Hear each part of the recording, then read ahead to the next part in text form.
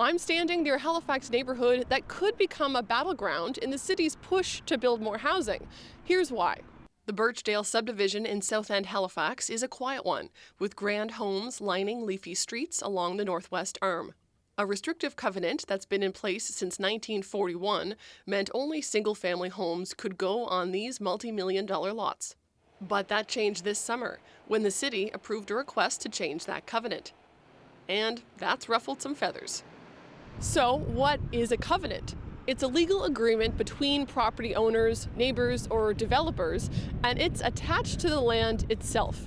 It lays out rules that stay even when properties change hands. Your home might even be part of one. The number of covenants in Halifax are not tracked. But if a covenant is taken away, any new housing can be built there, as long as it falls under the city's planning rules. Neighbors to this South End property, who happen to be well-established developers themselves, including Gus Goshen and Alan Shaw of the Shaw Group, were blindsided when this covenant was removed. So they appealed it.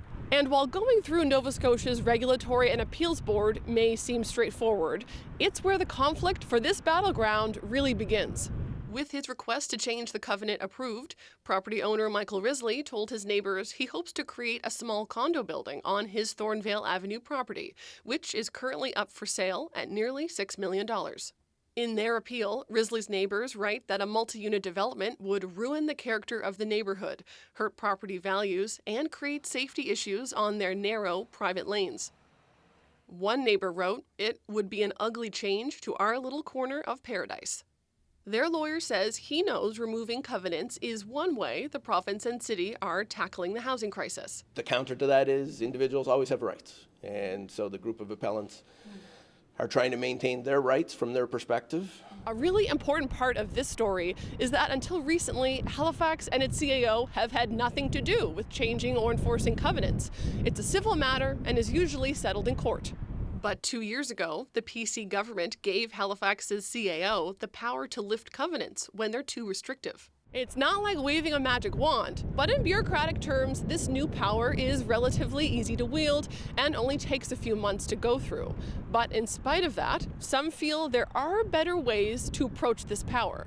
I think it leaves a lot of uncertainties yet to be determined. Dalhousie law professor Jamie Baxter says a better approach would be to track how many covenants there are in Halifax, so lifting them can be part of a broader strategy. I think that there may be much more buy-in from existing residents if there was a process and a kind of regime, that was designed to treat everyone fairly, rather than particular residents feeling like they are targeted, either at random or, for other reasons. Baxter says the new system could lead to a flood of applications bogging down the CAO's office, and then the appeals board or even the courts.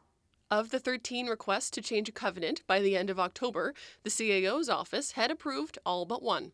A provincial spokesperson told CBC that Halifax needs more housing, and a report on housing barriers showed Halifax staff did not have adequate authority to make planning decisions. The Thornvale case is one of 3 currently before the appeals board. The board is expected to decide before the end of the year whether it will hear these cases, setting a precedent for what is to come. Haley Ryan, CBC News, Halifax.